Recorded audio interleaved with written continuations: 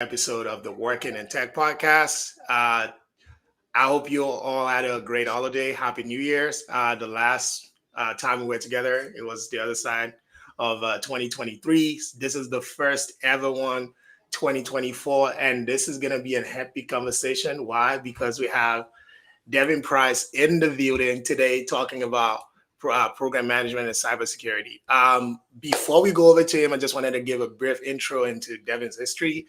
So Devin holds a master's degree in cybersecurity and has over 8 years of experience securing IT organizations. He currently works at Microsoft as a security technical program manager, helping protect billions of customers from emerging threats. And he was named a top InfoSec voice on LinkedIn in 2023. That's a big deal. And Devin aims to make technology impact more accessible through articulating key concepts. One of the interesting things also is like Devin also has his own podcast where he does something similar to what we're doing here, which is just educating more people, helping more people understand the different aspects of tech and the opportunity that exists. But I think I'm just gonna pause right there and let him kind of like also do a bit. Did I do justice, Devin? Sure. No, thank you. Thanks for that, Juwan. The only thing I would just say is for the podcast I do, it's called the Talking Tech Podcast. And really what I focus on is just promoting tech and cybersecurity content, career journeys and pivots, and also passion projects and business ventures. So that's very, very similar, but I just like tech and cybersecurity and I like to talk about it. And if you like any of those two things, feel free to subscribe or follow us on YouTube or the LinkedIn business page. And that's one of the things that I really like. I think I'm going to start this a little differently than most because one thing that I'm super passionate about, or one of the reasons why I even wanted to start this was because I used to lead a software engineering training. Mm-hmm. And one of the things that I saw was just how many people in the community didn't even know many of these opportunities exist. Yeah. And I see this every single day in my interactions. Like currently now, my barber is on a path towards becoming a cloud engineer. Really? Right? That's like the craziest thing that's happened to me. And that's so interesting because I remember when I started to talk about tech with him initially, he was like, where was this like when I was growing up? You know, all I heard was, you know, there were nice jobs at the bus station and things like that. Like I never really got a view into this. So I'm always excited when I see people like you doing the amazing stuff you do. So thank you for that. But yes. Taking it back, go ahead. I'm sorry, go ahead. No, I was going to say to comment, my grandfather, he passed away, but when he was here, he worked at Metro for like 30, 40 years. So it's funny you say like bus driver, because like, yeah, like he was, I think he died when he was like in his 60s. So like he kind of came up within like the 70s. In the 80s, that was in his working prime. So yeah, like that was a good job. And to kind of go off of like what you're saying, I probably didn't even realize, because both of my parents like grew up in tech. That's like, I know we're going to get into that, but that's basically how I knew about it, because I saw my parents do it. But it really wasn't until I was like maybe 5 or 6 years, because I started in 2015, like just the whole tech thing. And it wasn't until like 5 or 6 years where like I started to see like, oh, people like, there's like people trying to get into tech. And I thought I was just like, I don't remember this. So it's like last couple of years, like people have really like, I guess, found out.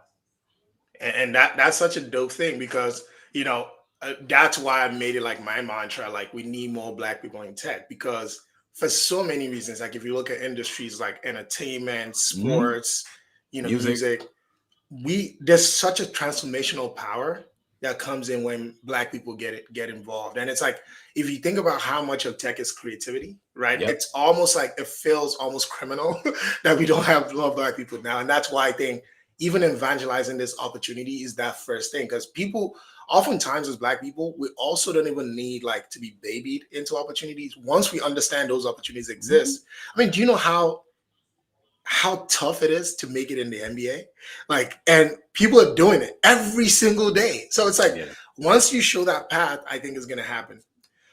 So kind of like to go to the beginning. One of the things that I saw about your profile that was super interesting to me was that you started out in education and made that transition into tech. Can you talk me through what that looked like for you? So by education, are you referring to like just me in like school? No. I think something about your profile. I hope I'm not getting it wrong. That you were a teacher at some point. Oh, well, I think what I did used to do when I was at my first company in Geico is really Oh. what allowed me to get better presentations.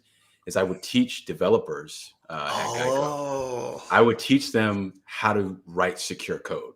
So Got it. anybody who's in the coding space, you already know like how to code. You go to boot camps, you learn how to code. But what happens a lot of times is in college or universities, at least when I was doing that, like maybe a couple years ago, they're not taught like security. They're not taught about cybersecurity. They're not taught about, hey, when you write this line of code, there's a way to do it that will decrease or mitigate the likelihood of somebody abusing that code. And I guess being able to exploit a security vulnerability. So that was one of the things that I did when I was at Geico. I would teach probably every quarterly, probably for about 3 years. I would teach developers like, hey, here's what a SQL injection is. Here's what a cross-site scripting vulnerability is, and here's how to mitigate it, so that basically they could write better code. And then Geico, all the policyholders at Geico, when they log into their to their app or they're trying to check their claim, they don't have to worry, or the goal is they don't have to worry about somebody trying to abuse, I guess, the security of Geico systems. So that's Okay. probably where the education piece. Education piece. Okay. Yeah. Thanks for clearing that up. So I usually always like to take it to the very beginning, right? Mm-hmm. So I like the fact that you got interested in tech Mm-hmm. because of your parents. Did you take the traditional route or did you take the non-traditional route? And as a follow-on to that, how was the experience like when you got your first job? Sure. So I would probably say I took the traditional route only because my parents showed me the way. And so Mm, the traditional route, just for those who may not know, is generally like before like cybersecurity became like a specialization, like its own world. It used to be you got into the IT, IT industry, you were an IT professional, you worked IT for many years, and you kind of found your way into security. Because there really wasn't like like the whole cybersecurity thing is only like maybe 10, 15 years old. So I kind of started out that way. I went into, so let me back up. I saw my parents do it. They were IT project managers, and they would talk about it at work. So it was very normal to me. And it was my high school year, my senior year of high school. And the school that I went to, they required us to do a senior project, like probably a lot of high schools, where you had to write a year-long report and do like a capstone presentation. And anyway, so like school had started, and I had like a week or two to figure out what my project was going to be. I hadn't figured it out. And my dad always, growing up, he's like, hey, Devin, I think you'd be really good at this like tech stuff. Just because he knew my personality. I love, figuring out how stuff works. And I'm just a very attention oriented person. Because tech, getting into tech, there is a type, I would say. There are types of people that like you're going to do really well here. If I can like talk to you for maybe 5 or 10 minutes, I could probably tell. But anyway, he was like, yeah, I think you do real well with this tech thing. And he would say that a lot. And a lot of, I was young at that point. So like, I didn't want to do what my dad did. Like I wanted to be, different, be my own man. So I was like, nah, I don't want to do that. But then it was like, yeah, time was running out. I was like, man, I don't have anything to do. And he was like, yeah, you should, you'd be good at technology. So I was like, okay, cool. I'll do that. So I studied studied and researched like information systems, information technology for my senior project. And my uncle at the time, which is also, a blessing, he worked at the Maryland's, what is it, Park and Planning Recreation, like all the parks and stuff. I don't know if they have like that in Texas, but basically like all the parks that you go to, like the Blue Boys yeah. and Girls Club. This organization like makes sure all that stuff is good. So he worked there, but he worked in the IT department. So as I was doing research, I got to like go shadow him, and he like walked me through the server rooms and everything like that, and I got to really see like what it looked like. And I was like, yeah, I like this. So I presented my paper at the end, and that's what I ended up going for my major for college. And I was just like, yeah, let me try out this information system thing. Did it, and I think after about my first, because I didn't know. I said my plan was, Juwan, I said, listen, I'm gonna do this. I'm gonna try out a couple courses in college, because like your first 2 years, you're basically doing a lot of gen ed classes. So if you want to switch, you still have time. But the first couple IT classes in college, I was like, yeah, I like this. My backup was business, by the way. I was like, if the IT thing doesn't work out, I'm gonna do business. But it worked out. And then I graduated, and then I was able to get my first job, as a systems analyst at Geico, they had a rotational program for new graduates who, had gotten technology degrees. And so my dad, again, came through. He was like, hey, I was looking for a job, like, because I graduated in December. And so I was looking for a job, honestly, right around this time, like, was it 8 years ago at this point? Just looking for a job. And my dad found it. He was like, you should apply. I applied, and they did like a phone screen. And then I was in. And so I started. I still remember this day, my first like professional day, as a new grad working in tech was February 5th or 4th, 2015. So that is always a special day for me. Wow. What was the follow-up? Because I know there was a follow-up you asked. No. I think you already answered it. And I even have a follow-up to that, but you did already too. So you didn't really have a very nerve-wracking first job experience like most people typically who come on the podcast typically do. One phone screen was all it took?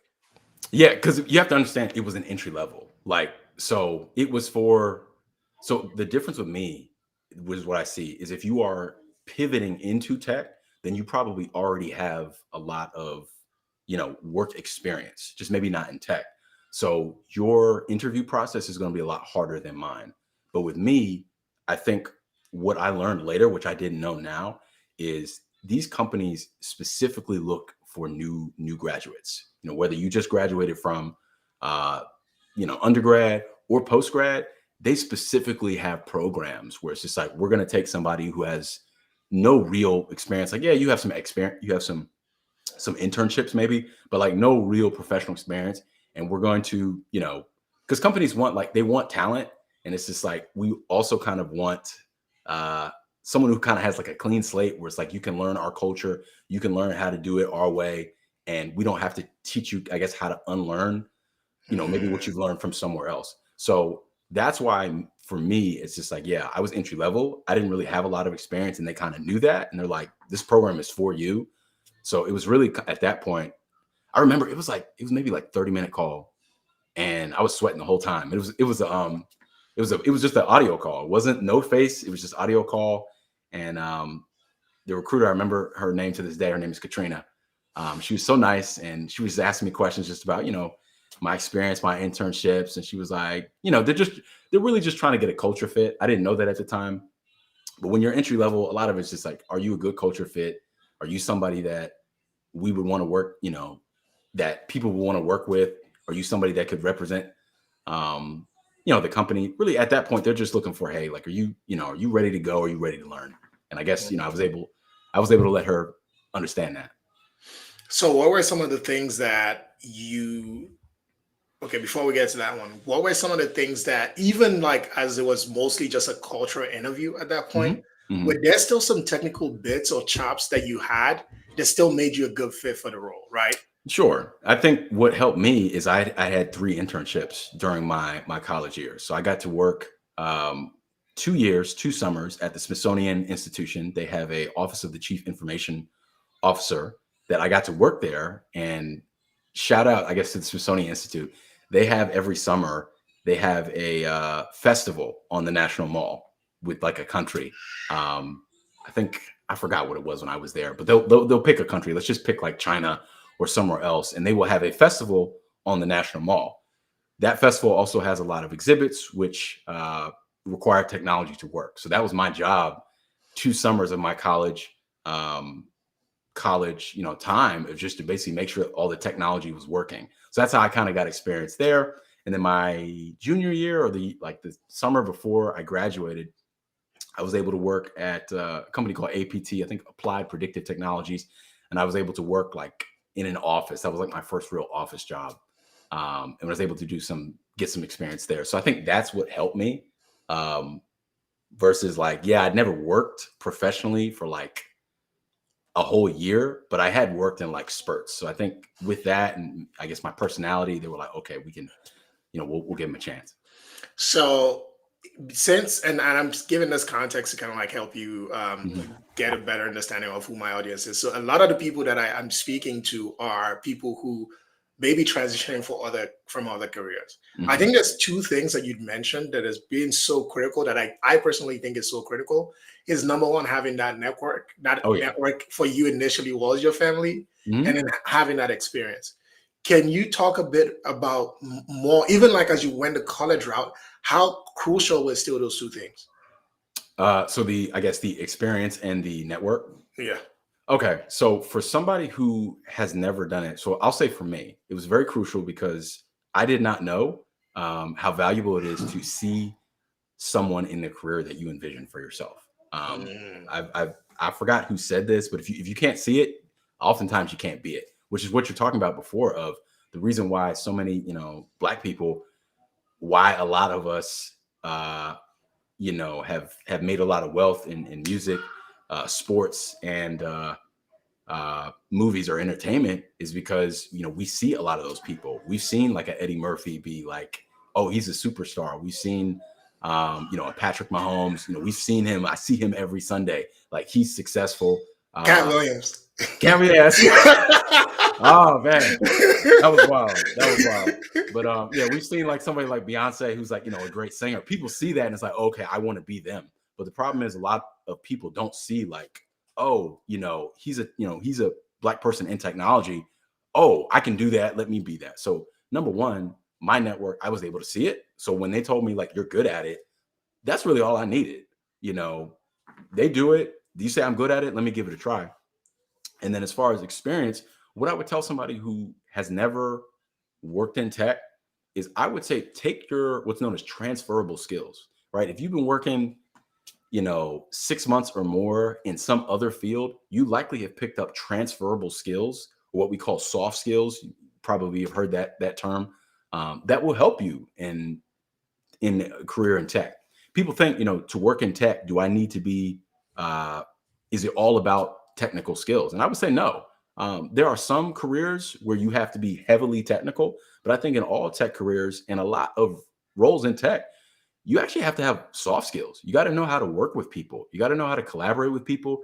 You got to work, be able to get along with people that you may not have chosen to work with. You have to be able to have critical thinking skills. You have to be able to communicate. You have to be able to write. Oh my gosh. If somebody like that's one of the biggest things. If you can write, comprehensively and concretely, and you're able to communicate ideas in a very succinct manner, you will always be able to find a role in tech.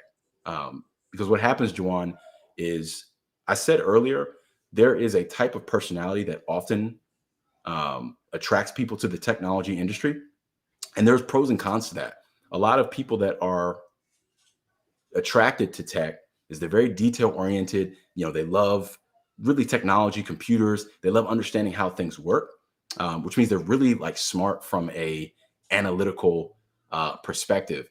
But sometimes they're not as strong when it comes to people skills. Yep. Um, so if you are, I have learned in tech, if you have technology and people skills, you will never be unemployed in this business. But for anybody who's entering, if you have strong people skills, which honestly are harder, in my opinion, Yep. harder to master and harder to learn, most people will give you a chance on the technical because you just have to, that's knowledge and that's time.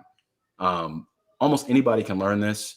I'm not going to say this stuff is easy, but if you put the time in, you can learn the social skills and the soft skills and the communication skills. That's harder to teach. So if you can, say, hey, listen, I'm gonna just give an example. If you're in sales, I'll pick on, sales. If you work in sales, you can get a job. It's just called tech sales. So let's just say you sell insurance, right? All you have to do then is take that sales part of your job, keep that. Because if you're working for a for-profit company, they're in business to make money, and one of the big ways they make money is selling, a technology product. So the only thing you would have to learn is you'd have to learn the technology product. You'd have to learn the lingo because it's going to be harder for you to sell something that you don't understand. But that doesn't mean those sales skills just have to fall by the wayside. So it's really about taking your transferable skills that you have in your current career and matching those up with a job in tech figuring out, okay, that sounds a lot like what I do now. And then just honing in on, okay, there's maybe these 2 or 3 things that they're asking that I don't know, but I can learn that. Hmm.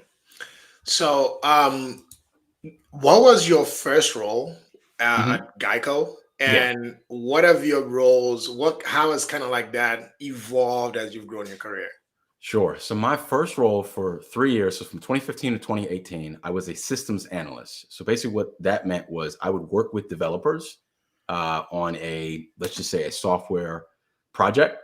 And before the developers would start working and developing code for whatever the program was, I would work with, I would say, the business. They would tell me, hey, Devin, here's what we want. Here's what we want this program to be able to do. Then I would hear them and I would say, okay, based on what I'm hearing, these are the requirements that that system should do. Let me break this down. So I'd probably say like a phone, right? Imagine if like an iPhone or something never existed, or just, an Android phone, just a phone, a mobile device in general.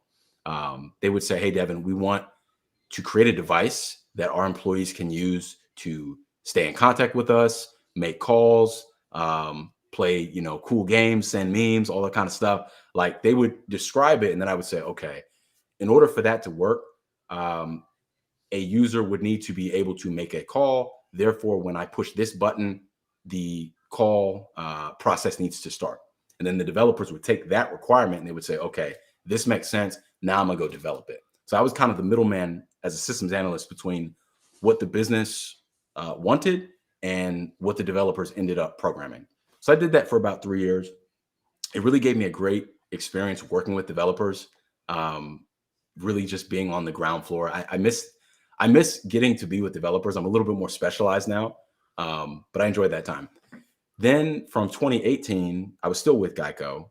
The technology development program or the rotational program I was in that ended, but I was able to uh, work with the coordinator of the technology development program and to get me a meeting with the cybersecurity department director at Geico. And I literally just went there. His name is Norman. So appreciative to him to this day. I was like, hey, Norman, I'm finishing this program within a couple months. And uh, my dad, again, came in. He was telling me at this time, I had heard about cybersecurity, but like I didn't really know anything about it. I know it was in demand. I know, it was a pretty lucrative field. And I would take walks, Juwan, around Geico, at lunch. And every day I would go by this building or go by this door that said cybersecurity department. I was like, oh, they have a cybersecurity department here. I didn't know that. And I would continue to walk around. I was just like, where am I going to go? And I was like, well, my dad is telling me about this cybersecurity.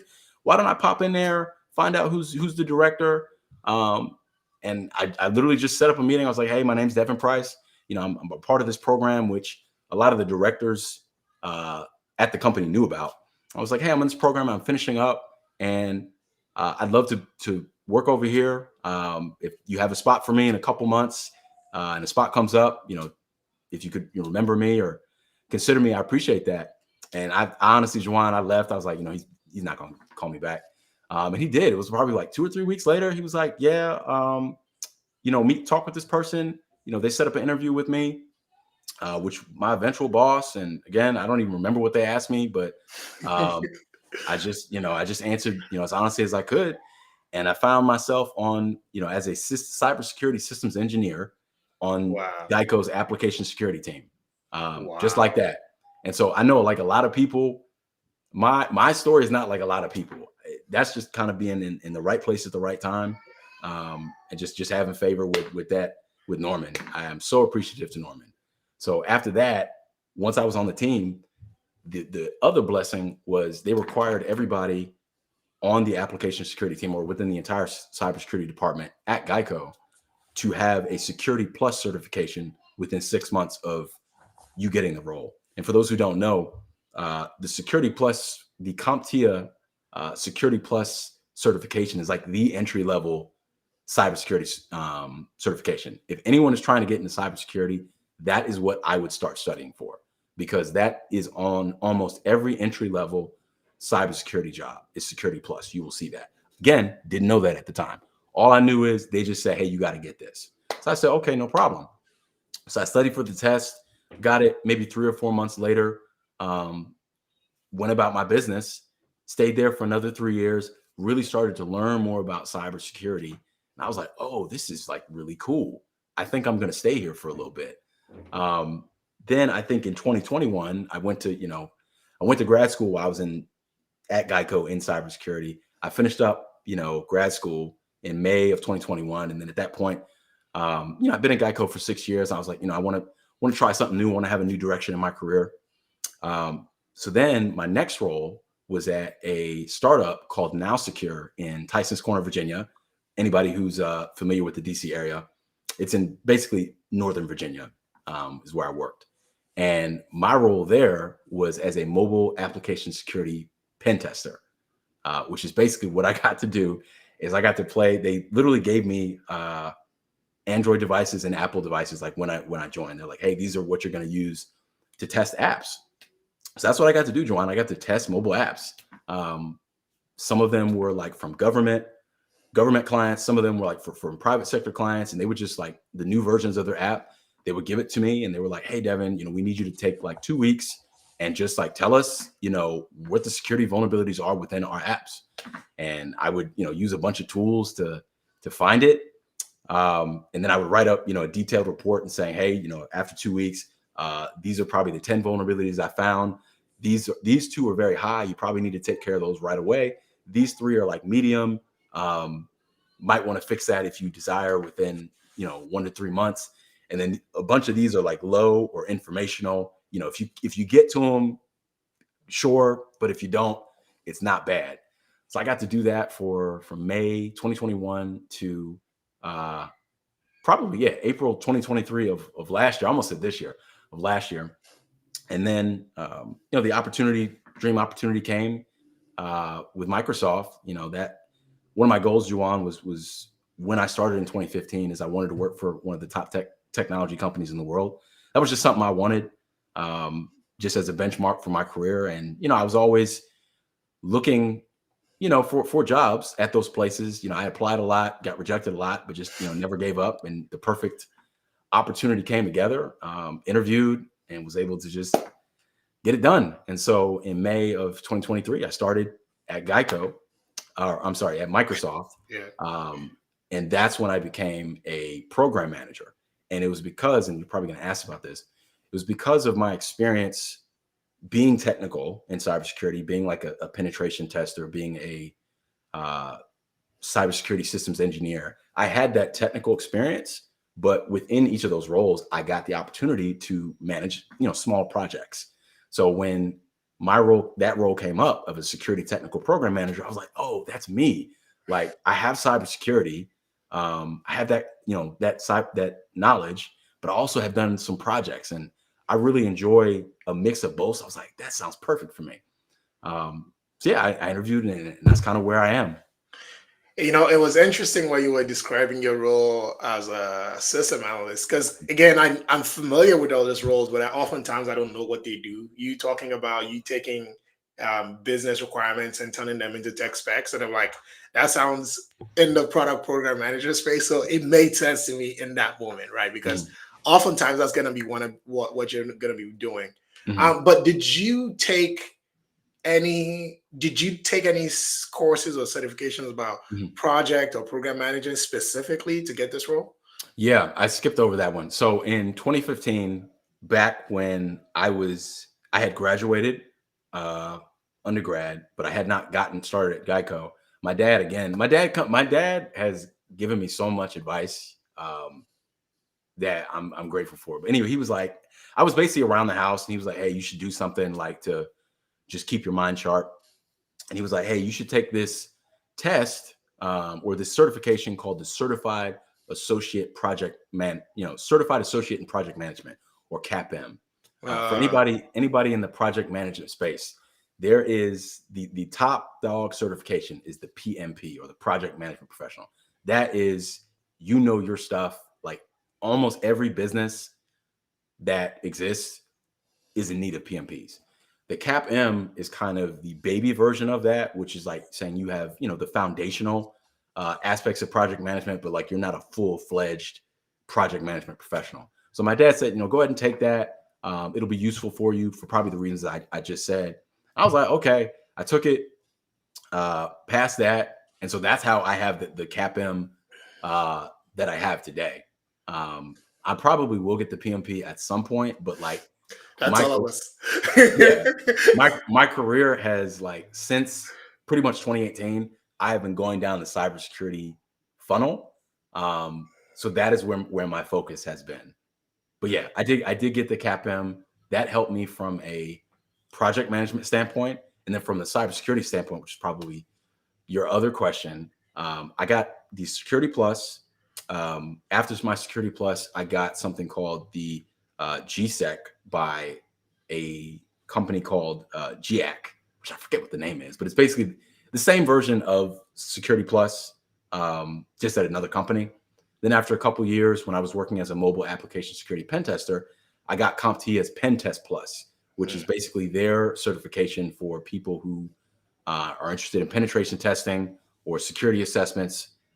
Did that, and then the most recent certification that I was able to pass in November, but I just got endorsed for it like a couple days ago. It's called the CISSP, or the Certified Information Systems Security Professional, which is the cybersecurity equivalent of the PMP. It's like the probably, excuse me, it's like on every cybersecurity job, like once you're done with your entry level roles and you get into kind of intermediate or senior, you will see the CISSP on almost every job. So if you are interested in if you have been in cybersecurity for a couple of years, I would definitely start planning on like, when am I going to get that CISSP?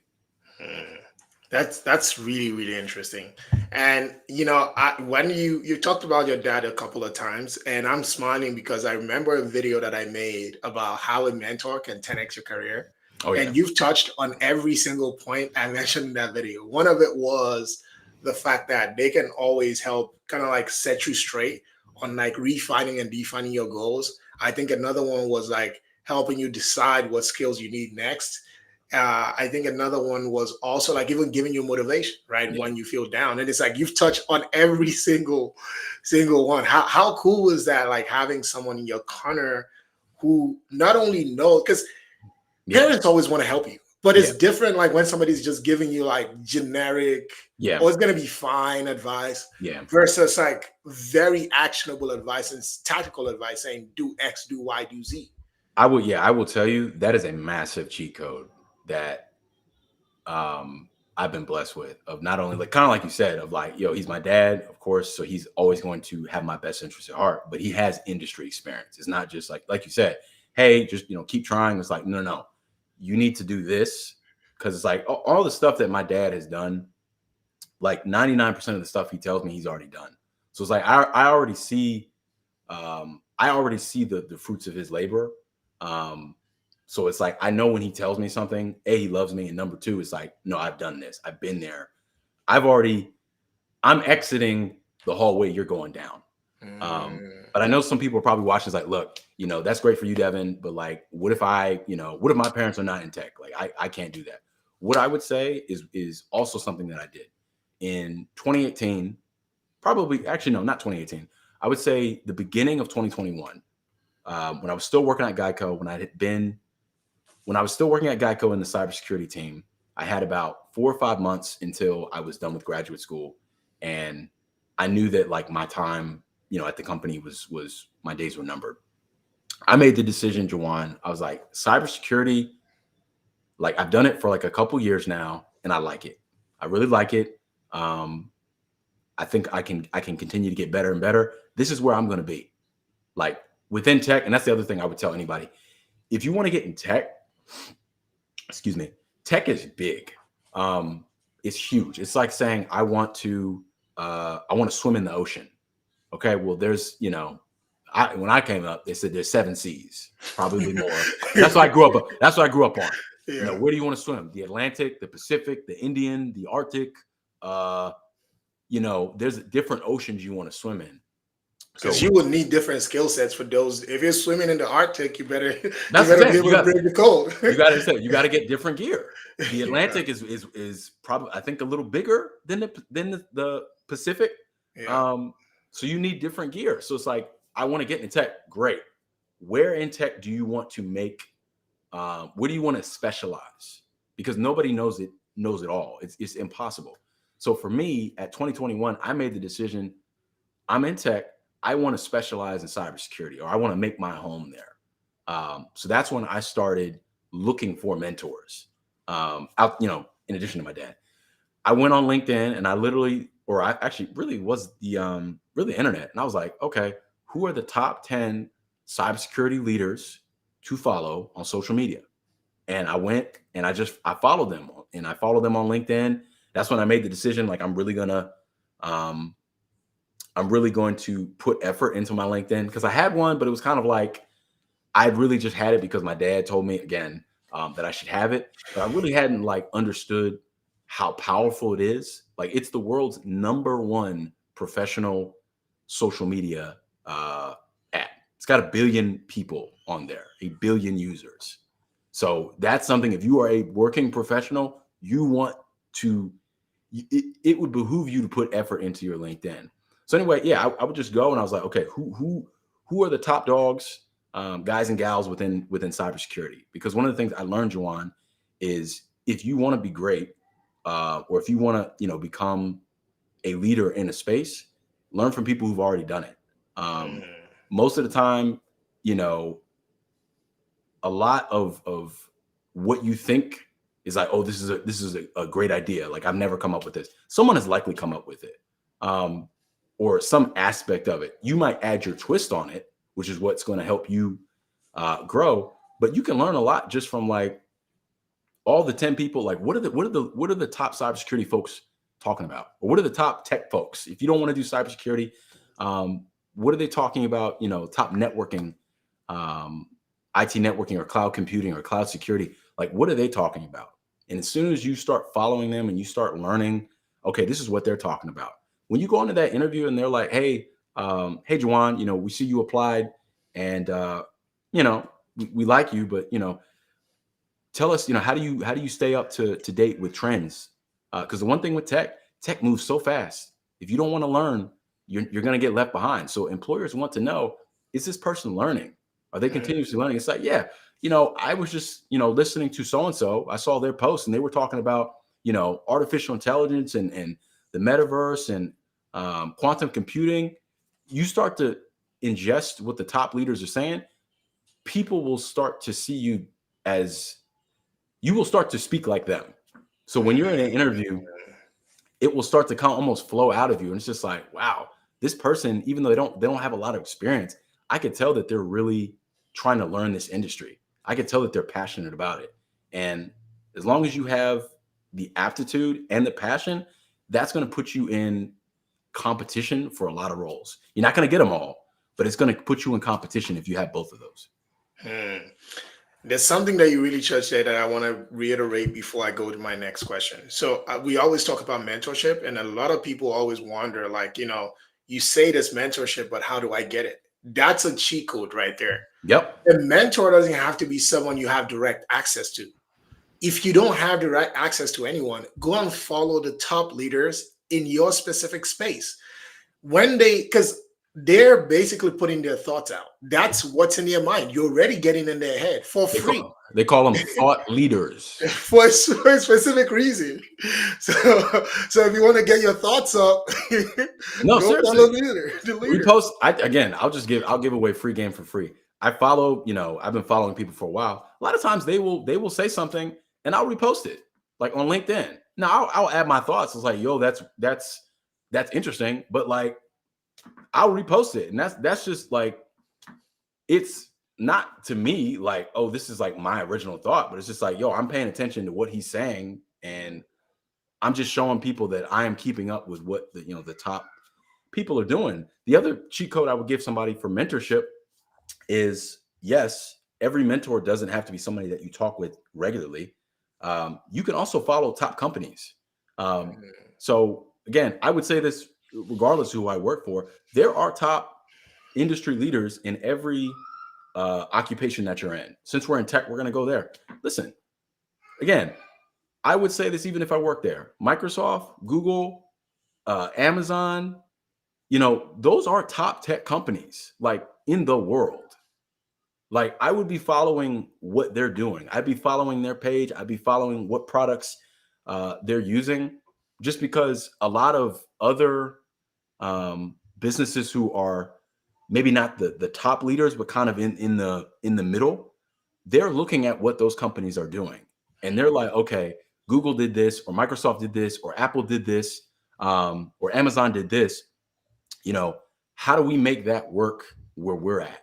Like, we may not have the resources that they do, but it's like, okay, if they're moving in this direction, we either need to figure out how to move in that direction, or Juwan, that's when other companies get um they get smart. They're like, look, everybody, Google's moving over here.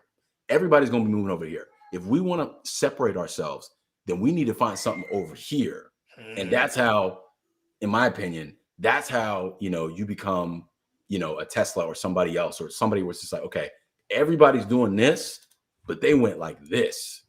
Then that's when other Mhm. people will come follow you. So anyway, all that to say is start following companies. Follow companies as well. Follow people. Um, Also, you can find a mentor at your job. Um, find people in your organization that have the careers you like, and just say, "Hey, I'm so and so. I'm just trying to figure it out. Can I have 5 to 10 minutes um, of coffee? If you just have a call, you come with 3 questions, and you just kind of pick their brain. And sometimes, like, that's all it is. Other times, if they like you or you like them, that's when that organic mentorship relationship may develop. Yeah. Yeah. And I'll add something to that. Oftentimes when you say, "Can you be my mentor?"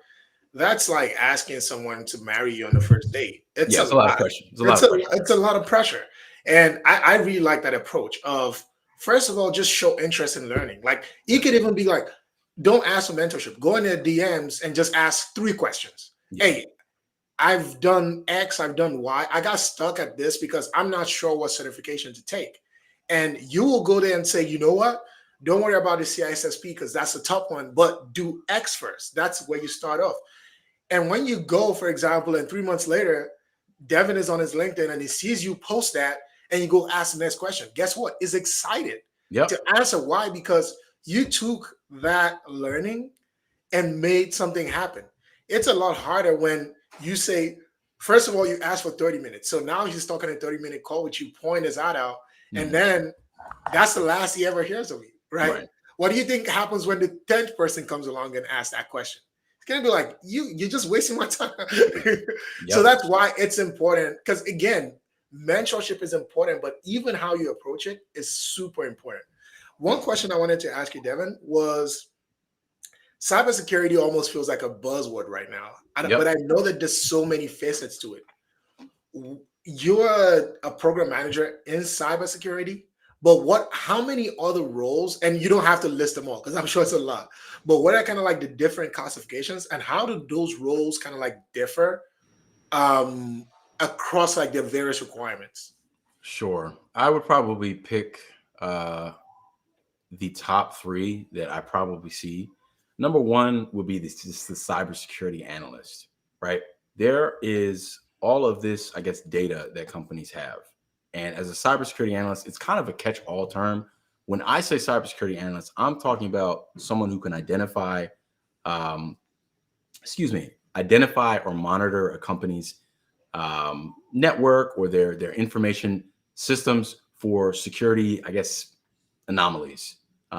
More of, I would take the term as it is, like a cyber analyst. As an analyst, you are analyzing something, you are looking for Mm, something, you are looking for trends.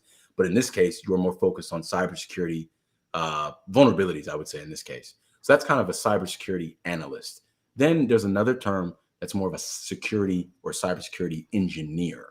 And with that engineer is you are building something. Companies want to make sure that their network or their information systems is built in a way that's secure. Um, what happens, Juwan, or what did happen, is really once the internet took off in the 90s, the internet, without getting too technical, was never built initially to be secure because it was so small. People did not envision what we're doing right now. They didn't envision that millions or billions of people will be on the internet all day. Because when the internet just came out, it was literally just static pages. Like, you couldn't do anything. You couldn't talk to anybody. It was literally just a static page. And they're like, basically, what do we need to secure this for? We can barely do anything. But as the internet went from Web 1.0 to Web 2.0, which is all of the social media and interactive sites, then it's just like, oh, people found out, oh, I can do things that the developers or the owners of these companies with these websites didn't think I could do. They didn't plan ahead that somebody could do. So then the companies got smart. They're like, oh, snap, we need to start securing this so that people can't go into our banking app into somebody's account and drain their account and put it into somebody else's. Most people are like, oh, I didn't think anybody would do that. That's the number one thing, Jawan, that like all these positions, cybersecurity would not exist if it exists for one question, because you always hear developers say it when we give them a security vulnerability. They're like, oh, I didn't think anybody would do that, or I didn't think anybody could do that. That's why that's why we have a job. That's why, because unfortunately, people will outthink, like, oh, did they code the program to do this? Did they code the website to not allow me to do that? So that's what a security engineer will help do. Hey, let's build our systems, but build with security in mind from the very beginning to make it harder for somebody to try to abuse an information system when they use it. So I would say cybersecurity analyst, security engineer. We're talking about program manager, which is a mix of that cybersecurity technical knowledge and just being a program manager or project manager, managing projects or programs. Let's see, it's 3. And then what's another one I hear? There are so many, honestly. I'll just stop with those. Those 3. Okay. And I mean, that's been very, very helpful. What are the skills particularly they've seen useful, or maybe what's a kind of like mindset that's very useful across all of the line of cybersecurity? One obvious one that jumps out at me is kind of like, just think like how people would think about breaking things, right? But one of the mindsets are very useful in terms of like, if you're thinking about approaching a career in security, or maybe you're even the kind of, I would imagine that somebody who overthinks things will be great in cybersecurity. That's a nice way of saying it. Yeah. So one thing that you did say is we call it, I've heard, a adversarial mindset of most people, Jawan. Let's just talk about a house.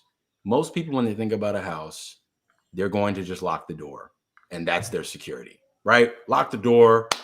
Your average person is not even going to knock on the door, right? It's not my house. Why would I knock on somebody else's house? But if they do knock, I got a lock, right? But the adversarial mindset is going to be, okay, they put a lock on the door, but what about the back door? Did they secure that? Or, classic example, we've all seen on the movies, right? Where the door is locked. It is locked, but under the mat. They put the key under the mat. They put the key under the mat? Oh, they did. Whoop, here we go. Like it's saying, most people are not going to do that. But it's just like, okay, I have to start thinking, it's like, if I was going to rob a bank, how would I do it? Like really, really sitting back, how would I do it? And where would I need to stop myself to prevent me from doing it? That's that adversarial mindset. If you have that, you're going to, you are going to do very well in cybersecurity.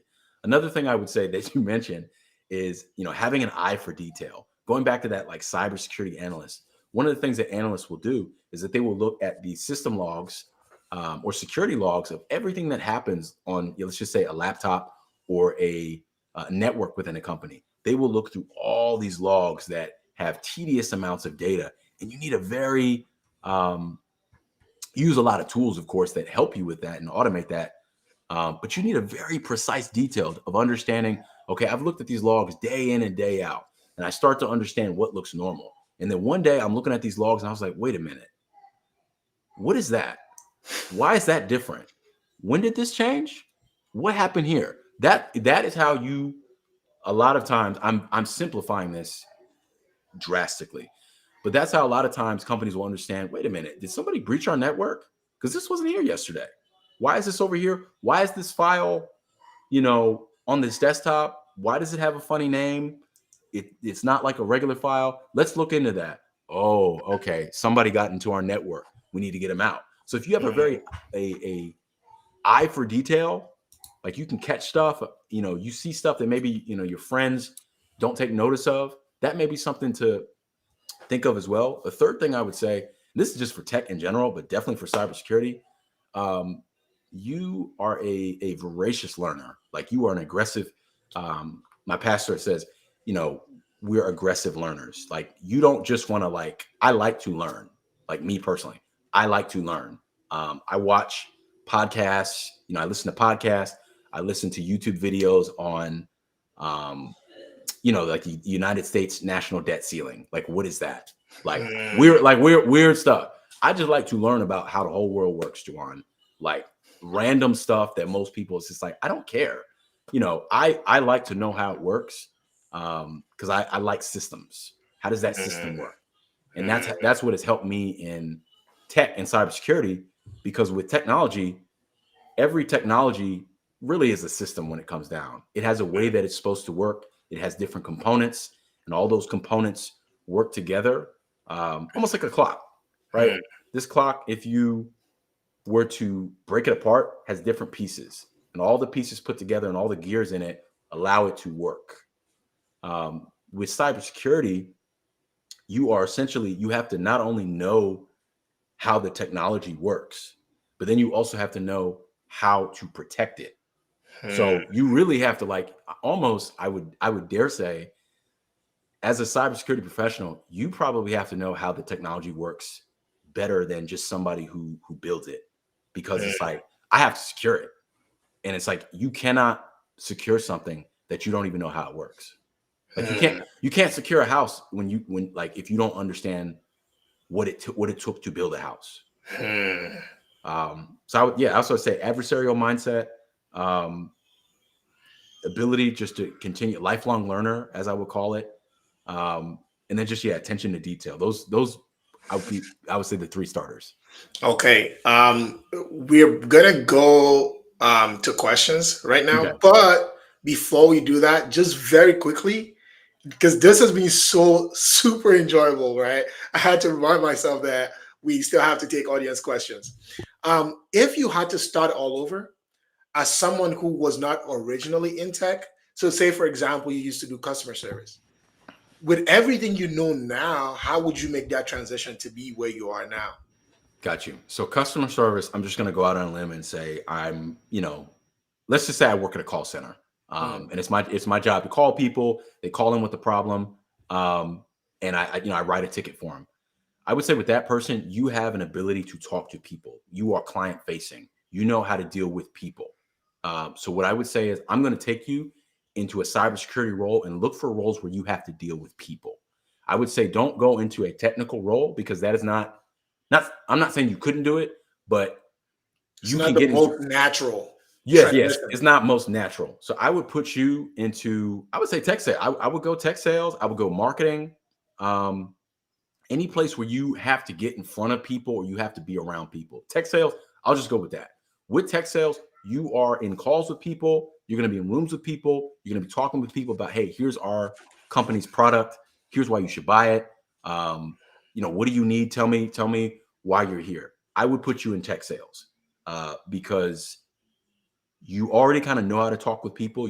They would train you how to sell, and then you would learn just about the technology. You read a book, or you take a training, which anybody can do. So that's what I would go. If you're customer, would you say sales rep or customer? Customer service. Yeah, customer service. I would put you in tech sales. Dope. Okay. So now this is where we typically take our audience questions. I think we already have some in the chat already. So please leave a comment in the chat if you have any questions for Devin. This has been a really, really great chat. Don't forget to like, share, and subscribe to the channel. And Devin also has a podcast. Go check it out. It's the Talking Tech podcast. Yep, the Talking Tech podcast. It Talking Tech podcast. I'm proud of myself for getting that right. Okay, so the first question we have is from Maxine. It Okay, says, as a PM, what types of projects are the most challenging for you, and how do you approach them? that's a good question. You said Maxine. Yeah, That's a good question, Maxine. So, what type of projects are the most challenging? Read me the question one more time. as a PM, what types of projects are the most challenging for you, and how do you approach them? The most challenging projects by far are projects that require cross collaboration, which is a buzzword, all that really means is I have to work with multiple teams for the project to be successful.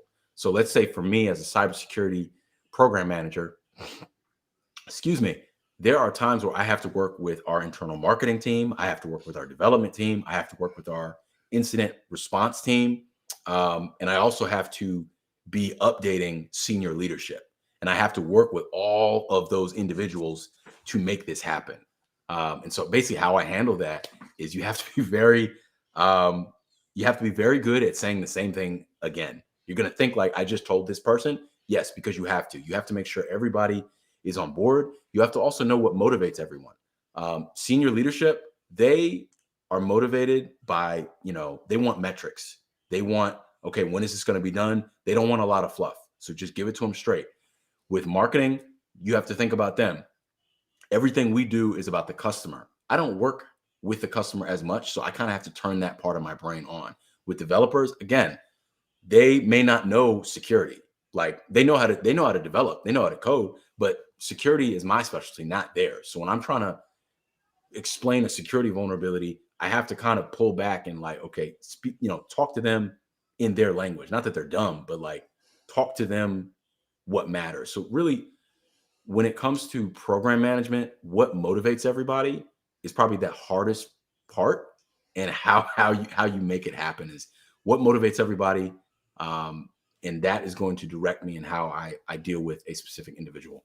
It's so interesting you said that, and I'm going to say this quickly. One of the things that I learned to do at my role was at my current job is they actually teach you the 6 different levels of presentation. So when you're Ooh. presenting within your current team, how you Mhm. present information, you're very tactical, you're super kind of like in the detail. By the time you get to that 6th level, which is literally the CEO level, you're taking out all the details and just talking at the very high level, reason and impact. Very Yep. simple. Nothing really matters about the technology. Nobody cares. They don't Just care. tell us, we're seeing this problem and we're solving it, and this is what it's going to be for whether it's revenue or saved expenditure, whatever the case may be, right? Yep. And it makes sense, because if you're the CEO of a company that has, let's say, 10,000 departments, how could you even possibly know everything that everybody's doing? There's no way. There's no way. Okay, so Rayanne has a question, and the question is, how do you use data and metrics to evaluate the success of a program, and how do you decide when a program is a success? Okay. So without going into specifics, how do I use data and metrics? What I learned in my career is what is not measured. I forgot What's not you measured? cannot manage what you don't measure. Yeah, that's Um, true. so a lot of the metrics for me was it Rianne? Yeah. Yeah, a lot of the metrics for my role are already kind of uh, I guess set in stone for me. So I actually didn't have to come up with a lot of them. But I do have metrics that I'm told like, hey, when I am working on a project, these are the 3 metrics that I should focus on. So throughout the project, I am constantly checking back. Am I within the bounds of those metrics? If not, that's when I am working with teams, working with other individuals. What can we do to bring this down? How can I motivate you to help me, even if you may not care about my metric? And the second part of that question, what was that question? And how do you decide it's a success? So I think it's kind of like closely Oh, mirrored to what you're saying. well, yeah, the success. I think where I'm at right now, the success criteria is pretty black and white. Like, look, we need you here. We need you to grow this by 25%, and it's very clear. So that part, that is not really that difficult where I'm at. Yeah. Okay, so John K asks, "What's the biggest mistake you've made in your career path so far, Mhm. and what would you have done differently?" This is an interview question that I have been asked, and I've said biggest career mistake is a soft skill mistake. It is not a technical mistake. It is a personal mistake. So when I was probably like my 3rd year as a professional, still green, um, there was a program that I was educating other employees on my team, like other teammates. I was telling them how to conduct a program. And I was giving them a list. I said, when this happens, do that. When that happens, do this. And I instructed everybody. And then a couple days went by, and one team member did, they conducted the program in the wrong way. And I was like, oh, okay. So I saw a moment of like teaching the team. So I wrote up an email and I was like, hey team, so-and-so made a mistake. This is actually how we want to do it moving forward. Let's try to do it the right way. I didn't think anything about it. I said, cool. Everybody learned. I made, a teaching moment. My boss comes to me literally probably within an hour after I sent the email to the entire team. She was like, hey, so-and-so, the person that like you called out, they left like for home. They were embarrassed. And then like she eventually ended up like leaving the team within a week. So I felt horrible. I was like, oh man, I was just trying to like teach everybody. Like we had no beef at all. But she took, she felt I was calling it out, which I understand why she would think that. And what I learned from that is when you are in a professional setting and you are trying to correct someone, do it first in private with that person and be like, hey, by the way, I saw, that way that you conducted that program. This is actually the way we want to do it. Can I help? Is there anything I can explain to help you do it better? That way that person's like, oh, I didn't know. Thanks for, doing it in private. And then you can ask, hey, by the way, I know you made a mistake and I know probably other people on the team might make that same mistake. Do you mind if I use your mistake as an example? And then they're like, yeah, go ahead. Or it's like, hey, maybe not. Let's just say that they say it's okay. If they say it's okay, then it's just like, hey guys, I talked with so-and-so and she was willing to let me use her as an example. Then nobody feels cornered or like, like targeted. So that's probably the number one mistake and number one thing I've learned from. And you know what's so interesting? Like I remember one of the things that I used to dislike so much in job applications is when they ask for like 10 years of experience. It's like, but I know everything. What do you mean 10 years of experience? Yeah. It's because no matter how much you learn in the classroom or in a video or whatever, you're not going to learn those mistakes. You're not going to learn the impact of those mistakes. You're not going to see someone go home because they're upset or maybe even potentially switch teams. That's a bigger lesson than whatever you can learn in a course, right? Yep. And that's why experience matters, because that was a teachable moment, but it ended up even being so for everybody, right? And that's why experience is so important, right? I think it ties back to what we say. It's like, get the courses, get the learning, but even what you still learn from doing, finding those opportunities to do that is very crucial when you're transitioning to tech. We're already, I think, 3 minutes over time today. But again, y'all have to admit that this was one of the most powerful sessions we've heard so far. Devin, this has been really, really great.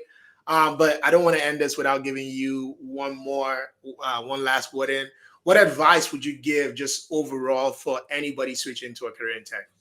Switching to a career, I would say, number one, never stop learning, because tech will always continue to move. And if you don't want to learn, you're not going to last. Number two, I would say post on LinkedIn, like post content. That is the biggest secret.